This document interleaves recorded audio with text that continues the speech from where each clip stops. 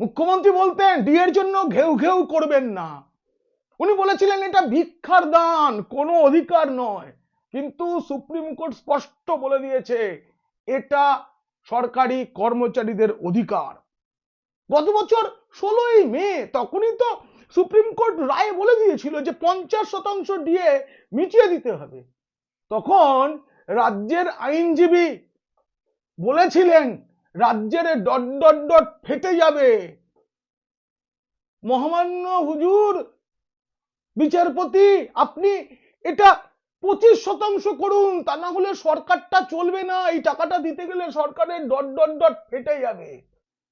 তার জন্য supreme court বুঝেছিল, বুঝে রাজ্য সরকারের প্রতি সহানুভূতি দেখিয়ে 25% দিতে বলেছিল, সময়সীমা বেঁধে দিয়েছিল, কিন্তু রাজ্য সরকার দেয়নি, উল্টে আবার মামলা করেছিল সময়েছে।